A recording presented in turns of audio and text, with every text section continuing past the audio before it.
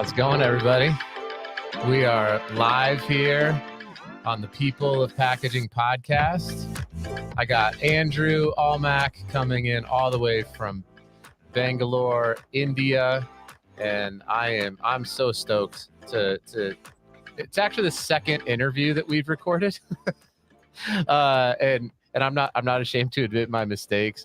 What's funny about it is this only ever happened to me one time, other time, Andrew. And ironically, the guy's name is Andrew Hurley. So that one I drove. It was like one of the first interviews I ever did, and I drove from Atlanta to South Carolina, where the packaging school is for Clemson.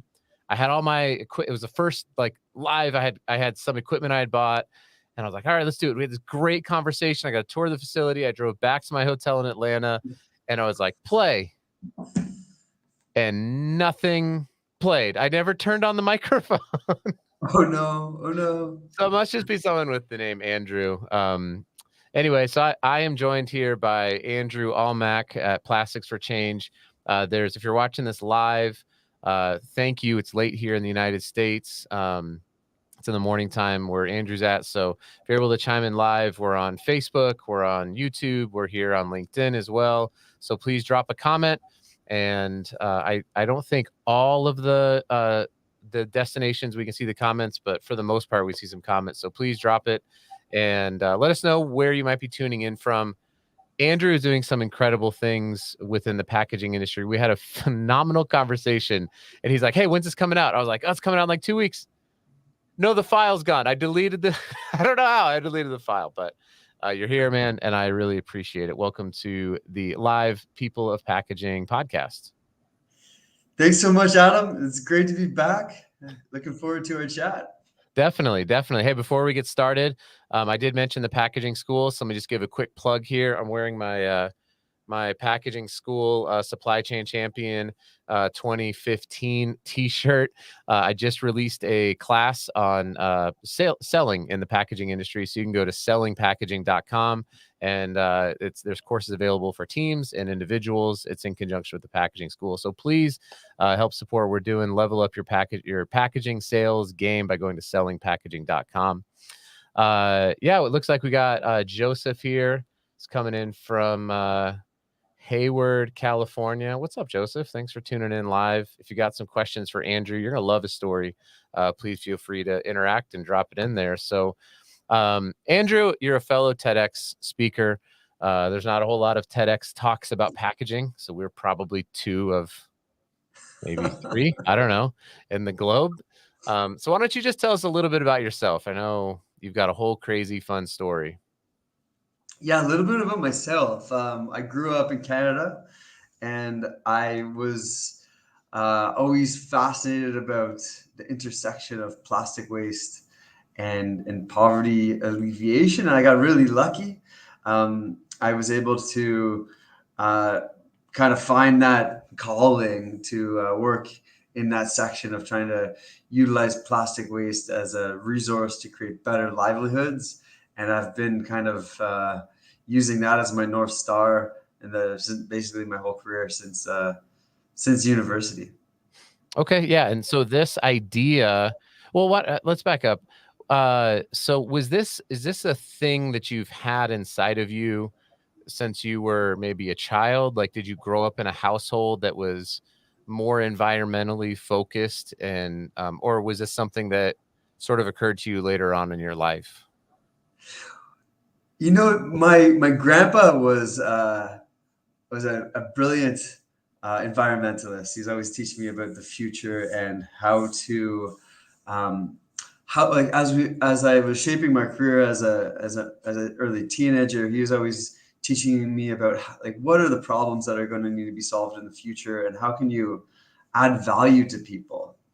And that kind of lingered with me when I was entering into the workforce and looking at how I could pursue a career. Just that intersection of 2 billion people living without waste management, another 2 billion people living in and around the poverty line.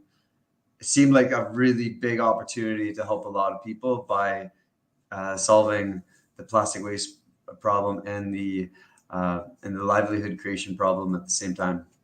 Yeah, and this idea followed you. You mentioned through university, so is and we're going to get in deep into what Plastics for Change is and what it is that you're doing. But I think it's really important for people to understand kind of the genesis story of not just your internal drive and motivation, but also how did it end up, one, becoming a company, two, employing people, and three, you moving from Canada, which we can all tell you're from because of your use of the word a boot. I think that is a terrible Canadian accent. But you know you're in Bangalore, India. So how did the business form, and how have you grown it, and why do you live in India?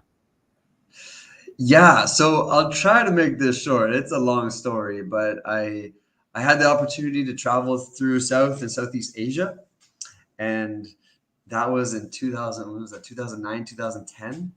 And then I went and I finished my last year of business school. I was studying marketing and entrepreneurship, so I wrote this big honors thesis on this concept of creating an eco label to represent plastic pollution, and that was really formed from my experience in South Asia, just seeing people surrounded by plastic waste, yet just unable to put food on the table, living in really fairly bleak conditions. So that honors thesis then led into Plastics for Change. We formed a nonprofit, and we were focusing on taking plastic out of the ocean, doing shoreline cleanups and trying to use that material for packaging, which we did, but it didn't scale just because so expensive getting plastic out of the ocean.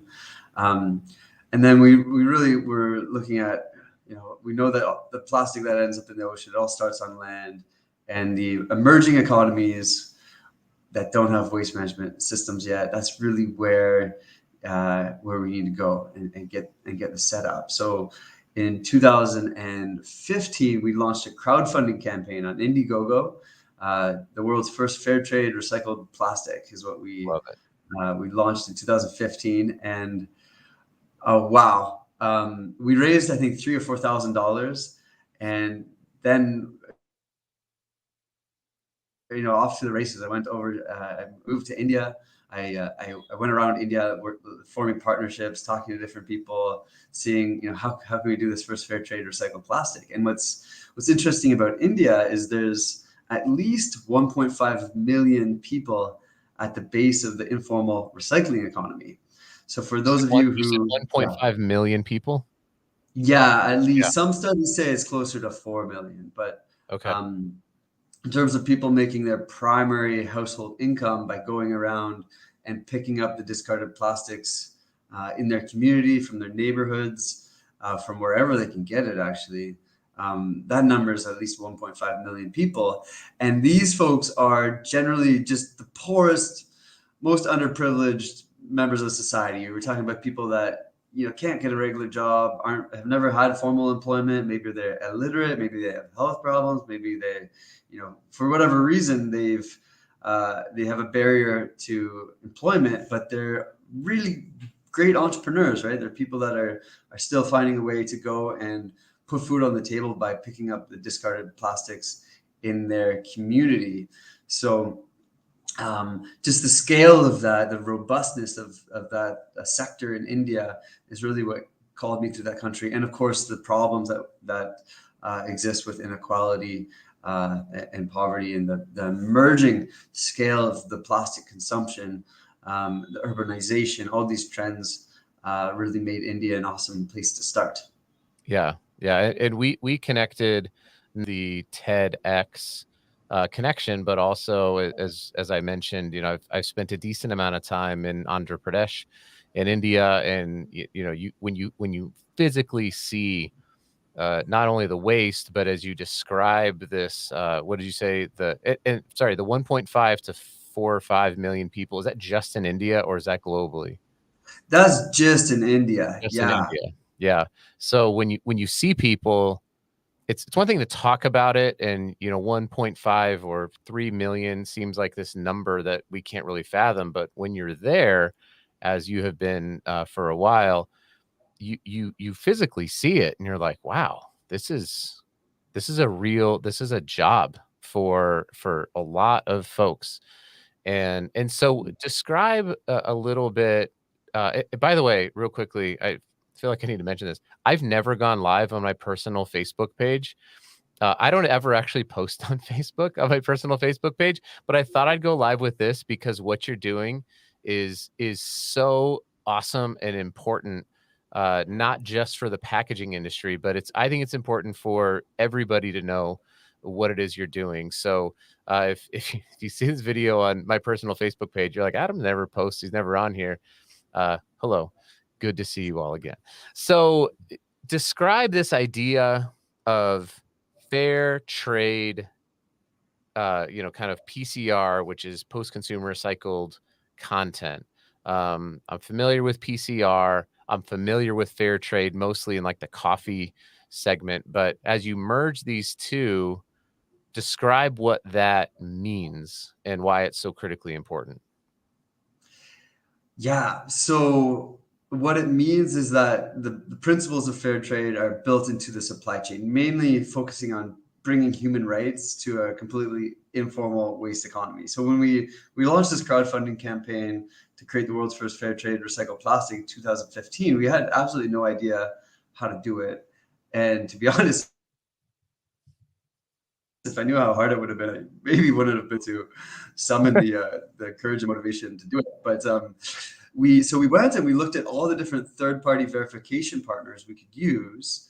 And in the world of fair trade, there's a lot. We went to FlowCert, we went to different fair trade associations, and no one had ever done anything like this because frankly, I think it's a very complex supply chain, right? With the informal waste economy. So then we did conclude, we learned a lot from the Body Shop. So that's another long story, but the Body Shop was the first brand to endorse us, and they had their own community fair trade program running in India. I think this is the 35th year that they've been running it. So we took a lot of their systems, their processes that connect smallholder farmers with the markets, and we applied those same principles to connect those at the base of the recycling supply chain, and use that recycled plastic in the manufacturing process. And then in 2019, after this was 3 or 4 years of compliance work, in 2019, we partnered with the World Fair Trade Organization, the WFTO, to then certify the material and become a fair trade guaranteed under their third-party verification system, which means somebody's coming and touring our supply chain, seeing the behavior change, seeing the compliance standards that we've achieved working with the waste collectors and the scrap shops. Got it. So the old system prior to Plastics for Change being in existence would have been this group of people at the base of the informal waste economy would be collecting plastic bottles and scraps of trash wherever they could find it, and then bringing it together, and then they would just go to a local collection point and be paid whatever the person decided to pay them. Is that how that would work? And now there's a formalized system to help them get more value out of what it is they're collecting. Do I have that right? Exactly. Yeah. So the informal waste economy business as normal, there is no system for transparency through the supply chain, which means there's no system for enforcing human rights. And it's just globally, it's a notoriously exploitative system where the concept is, buy low. A lot of the waste collectors also will take loans or different forms of economic and social indenturement from the scrap shops that they sell to, or then in many cases that can evolve into forms of modern day slavery where they're kind of stuck and they can only supply to one scrap shop. So it's and because you're working with a demographic that's extremely marginalized. In India, there's another layer of complexity with with caste systems and all the other situations in India. Hmm. So taking that system and building in principles of fair trade requires a lot of hard work. So what we do is we really work with the scrap shops. In India, we call them the kabadiwalas, and we have an app that builds the transparency through the supply chain. So that when the waste collector sells the material to the scrap shop issues a buy-sell transaction on our app, and then the more that the scrap shop is able to comply with the fair trade principles, the more incentives they get. So it's about designing those incentives and working and partnering with meeting the stakeholders where they are, and then incentivizing their behavior change. So it takes around 6 months from the time that we enter a community, 6 months of trust building and rapport building, to then be at a place where we can then certify the supply chains with the World Fair Trade Organization. That's great. And I love the kind of the gamification, the incentivizing of good behavior. I think that one of the biggest misnomers about recycling is that recycling is some sort of like altruistic behavior that like all governments do, and it's just a paid government service, and it's not. There's a business to be had, and so incentivizing good business principles and good business practices is great. The app you describe, is that at the scrap collector? Do the sort of the informal plastic for change employees who are gathering the waste, do they have the app, or do they both? Yeah, so I want to just correct one thing. So those Yeah. at the base of the supply chain, they're not a full-time employee at Plastics for Change. Yep. It's very much important to think of these folks like entrepreneurs or freelancers, right? They're doing a lot of them do waste collection in the morning for a few hours, and then also will like do something in the afternoon, like selling Mm. fruit or working. Or a lot of the times it's mothers where they wake up early when the kids are still asleep. They do the waste collection, and then they take care of their kids, make sure their kids are It's sorted out. almost like in the US, or, wherever, it's be like, being an Uber driver or something like that, right? Where Yeah, you can go work for a few hours, make some extra money. You're not an employee, right? At least I don't think. You're sort of just like a contractor who makes money. I don't know. I'm trying to. right. So, I mean, our philosophy is always just thinking about waste as it serves almost as the welfare system in countries that don't have welfare system, Okay. right? Like there's no barrier to going and being a waste collector. Anybody who's mobile can go and try to pick up the plastic that has value and sell it to the scrap shop. So Got it. it's um it's that first stage in the ladder of opportunity to get out of a dire situation. And we see like a lot of people will move into the cities from a situation where maybe they're in a village and there's a flood or there's a drought, or they're seeking to move to the city and get a job. And we see like a lot of them are just start by collecting waste because they don't have any other employment. And so using waste, optimizing it as a resource to create better livelihood opportunity. It starts by ensuring the fair, consistent payment. So making sure that the waste collectors are paid on time in full, Yeah. and a base price, making sure that they know how much they're going to get paid and that it's a fair rate. So that's all tracked through our app.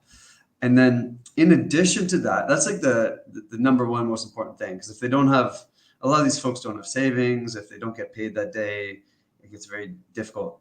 So that's the number one thing. And then after that, we also just do a baseline survey where we understand what are the needs, what's the need assessment of these communities. And we find almost always the first thing that comes up is that they want better future for their kids, right? Mm. So childhood education, childhood nutrition, make sure my kids are all right. That's almost every community we've been to. That's the first thing. Um, and then healthcare and preventative healthcare activities is also super important, because if they're not healthy, if they're sick, or if they have a problem that way, then the livelihood creation is obsolete. So also stacking in access to healthcare and preventative healthcare services such as childhood nutrition is very key. And then on top of that, we also recognize that around 40% of the folks when we do these baseline surveys, they don't even have identity cards, right? Got it. No one's ever given them an identity card, so they're unable to access any of the government schemes. Like it's really hard to get your head around. But Yeah. that's another key intervention, is making sure they get access to the existing social services that are available through the government. Because in India, there's actually some pretty good schemes where you can get access to staples like food stipends, etc. But going through that journey and then getting to the point where they can open a bank account Yeah. and accumulate savings, Yeah. then that's like a really great milestone for them as they work to create that better future for themselves and their families. I love this so much, Andrew. And I told you this the first time on our interview that is no longer living, but it's such a like the bottom line impact of everything. There's the humanity, and Joseph, we'll get to your question here in a second. Joseph asked a good question, but this idea that you are you're really you're impacting personal livelihoods of people. You know, you talk about like getting an identification card, being able to have a bank account, create some savings, get access to the social safety net that exists. That's a positive. You're cleaning up their living environment because they're collecting where they live. They're bettering their community. They can take more pride, especially if the whole community is gathering around, right? Like taking some pride in their community, and Yeah, and then you're feeding and you're putting what would have been waste and ocean plastic and all these things, you're putting that into a system where where recycling can now begin to take place, which is helping these, you know, you mentioned the body shop, right? It's helping these big brands in the US or in India or in Southeast Asia, wherever it is. It's helping them meet their goals because one of the big problems is they're struggling to get post-consumer recycled content into their products. They've made all these goals. They joined the Ellen MacArthur Foundation, whatever it is. I love it. I think it's so cool and important to realize that the impact that this all has. Joseph asks a question here. Do certain scrap shops take specific materials such as certain plastics, or is waste sold to scrap shops like a big bundle? right. So to answer that question, it's important to understand the waste collectors. They pick up anything that has value. So they'll pick up metal, cardboard, anything where there's a market for it. And then at the scrap shop, that mixed bag of anything that has value is generally segregated. Plastics are segregated into PET bottles, which is around 40-50% of the material, rigid polyethylenes and polypropylenes, Okay. and then like it's called Camac, but like it's essentially like ABS and really rigid plastics. So yeah, anything that has value, and to circle back to your point that you raised there, Adam, about engaging with the brands. Yeah, this is so important because the brands, most of them have, you know, commitments. They're saying we want to use recycled plastic, but they don't actually have a detailed plan. Like their plan is to go and like ask the recycler for recycled plastic, but what's different about Plastics for Change and our business model is we're reverse engineering the entire supply chain to ensure that the material is available on time, in full, for the manufacturing process. So if a brand says we want 100 tons per month of HTP bottles for making our shampoo bottle, then we can say, okay, well, we have all this data that we've collected through our app, and to reach that goal, we're actually going to need 2,000 informal waste workers, 500 scrap shops, and 3 collection aggregation centers for that supply work. And then we can actually create a project plan and execute on it and really like achieve the goals based on a ramp up period and a detailed plan. And I think that that's really missing. I think the only brands that will meet their recycling goals, a lot of them have signed up for this 25% by 2025 goal. I think the only ones that will meet that goal will actually be the ones that get involved at the base of the supply chain, because that's where the availability of the material is. Mm, And in especially in emerging economies, this is where all the growth is happening. This is where the consumption rates of plastic is increasing, and where brands should really focus to try to get access to the material. Because in, say, Europe or North America, the collection rates they're not really growing that much. Right. Whereas in these emerging economies that are primarily an informal waste collection, that's where there's a real opportunity for these brands to actually meet their recycling goals and create that social impact, right? Being able to impact the lives of some of the poorest and most marginalized members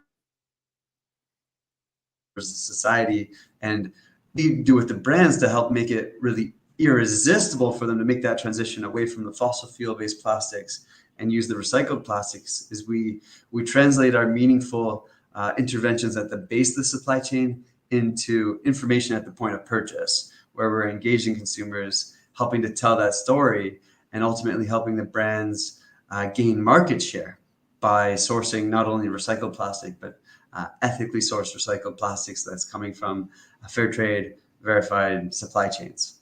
That's so amazing. And we're kind of running at the up to the end here of the interview. So I want to get to just how do people get involved. But before we get to that, the what exactly, so if when a brand engages with Plastics for Change, let's say, and you mention that you can create this roadmap or this game plan for them, is this typically turning into, you mentioned shampoo bottles. I know sometimes the PET can be used for woven fabrics like clothing and various types of even like construction equipment and some other sorts, or not like playground equipment and things like that. What's the most common use case for a brand to engage with you, and what is it that they're typically trying to accomplish besides, their goal of wherever 2025 or 2030? Right. So we typically work with brands that are consumer facing, whereas there's an opportunity for them to gain market share of the story. Yeah, But I guess our key thing is creating the high quality recycled plastic that can replace the use of the virgin material. So got I it. think the Ellen MacArthur Foundation stat is that only 2% of the plastic produced is recycled back into high enough quality to replace the use of a virgin equivalent. So that's our sweet spot. And that's where we specialize in at the Plastics for Change collection centers, segregation, making sure that the segregation of the plastics is always done flawlessly. And we use our app to monitor and make sure that the quality standards are achieved, so that the brands and manufacturers have that consistent source stock of the right quality standard where they can replace the use of the fossil fuel based alternative. That's great. The so well, I had a question. It was sitting there right in my brain, and now it has seems to have gone away. That stat though, that about the 2% can be a high enough quality. It's it's neat. It's really neat to think about, again, just a different sort of bottom line that you're impacting, where you can now control the base of that supply chain, which is really where the control needs to be. There's infrastructure kind of all over the place. Once it's been collected and sorted, there are ways in which it can be paid and bundled and converted. Is this typically happening, not just a collection in India, but are you working primarily with consumer facing companies in Asia, or are there companies here in the US, the EU, Africa, South America? Um, Yes, today we're mainly serving the Indian market domestically as well as the European market. And cosmetics industry, any opportunity where it's a consumer facing good and there's potential for brands to want to tell the story behind that. That's the sweet spot. But we're looking to create markets for more and more companies. We're working with manufacturers as well, because then the manufacturers are able to get that additional loyalty and relationships with the brands they serve, as well as working with the brands directly and using our material as a plug and play solution as the source stock that can feed into their existing supply chain. So they don't need to necessarily change which granule maker they're sourcing from. The granule maker will just source our raw material instead of buying it from some other trader. got it. And you also are doing things to help offset to help hit EPR rules. There's a whole bunch of states that are bringing up EPR and even some offsets, right? Do you want to talk about that real quickly? Yeah, for sure. So, one of my favorite projects has been transforming the low value sachet packs and chip bags into a shelter. So, we've made houses where we compress this into panel boards, and we've identified people living in the slum, literally just living in the mud with a Mhm. tarp over their head. And we built them all houses. So, that's been a really awesome project, and we want to continue to scale up. I think with the EPR legislation and the offsets, this is also something where we kind of started Plastics for Change, and we built our systems for transparency and measuring offsets and making it possible to recycle some of these difficult to recycle plastics. We made all that because of the need to build human rights in the supply chain. Now with the emergence of EPR and offsets, we're already positioned. We have all those systems in place. So we have the offset services that we offer are not only the verification that it's been recycled, but also that it's come from a fair trade certified supply chain, and also recently the ocean bound plastic certification scheme. Got it. Got it. Well, Andrew, this has been, I said this the first time we talked, and I'll say it again. Every time I talk to you, I get more pumped up, and I'm like, I'm going to Bangalore. Like, I gotta see what's going on. I'm so stoked to be part of what it is that you're doing. Like every aspect of what you're doing is well thought out. It is impactful. It's truly impactful. So, you already know I'm a huge fan. Colin jumps in here to the comments. I did another live interview earlier today, and Colin heard that one as well. So I do stop, but just not today, I guess. Uh, but Andrew, I love it so much. How can maybe there's not brands, maybe it's a friend of mine from high school on Facebook who is really excited about what's going on. Are there ways that they can get involved with what you're doing? And are you already had crowdfunding? Do you have merchandise that they can purchase? Or are there ways that they can get involved through donations or just signing up for an email list? How would people get more of what you're doing at Plastics for Change? Yeah, all of the above. I think we're launching our merchandise, which is a great opportunity for consumers to buy from fair trade and ocean-bound plastic recycled supply chains, as well as our offset services for individuals. But I think the main thing as an individual, it's like understand recycling in your community. Get curious. Where's your waste ending up? Uh, Use that, and then formulate your opinion when it comes to the dialogue that you have with the decision makers in your community, whether it's your local municipality. Is your municipality sending the plastic to an emerging economy and making it their problem? Is there an opportunity for the recycler to try to try to vote with your wallet and buy products that can be recycled and that are made from recycled content? That's super key. And then support brands that are going and also um, uh, sharing our mission for utilizing plastic waste as a resource for reducing poverty. And yeah, with all those, I think, one step at a time, we can all make a dent. I totally agree. Well, Andrew, it's been, like I said, it's been my pleasure. Everybody, please go to, it's been scrolling on the bottom of the screen. If you're watching this, if you're listening to the podcast, you wouldn't have seen that, but everyone can go to plasticsforchange.org. I'll also put a link into the show notes in the podcast. So please, please, please, like Andrew said, go support what they're doing, but get involved in your local municipality as well. They're eager to educate you. They want really good stuff. They want to be able to make a difference. So get involved in the entire stream. Andrew, I can't wait to get back out to India. I can't wait to see what you're doing. I can't wait to see the houses that you're building and just all of the great stuff that you're doing. I appreciate you, and I'm glad to know you and have you be part of this podcast community. Adam, it's been such a pleasure. Keep doing what you're doing, and I look forward to meeting you in person one day and seeing you in India. We're going to make it happen. Hey, everyone, thanks for tuning in to the People of Packaging podcast. It would mean so much to me if you would like and share and subscribe. to this podcast. It is the largest and fastest growing packaging podcast globally, according to my mother and some random data source. But it's been awesome. We're in our third season, so please help continue to support that. If you want to support what I'm doing personally, you can go to sellingpackaging.com and sign up for some sales courses that I've done in conjunction with the packaging school. Once again, Andrew, thanks so much. plasticsforchange.org. And that is it. We are out.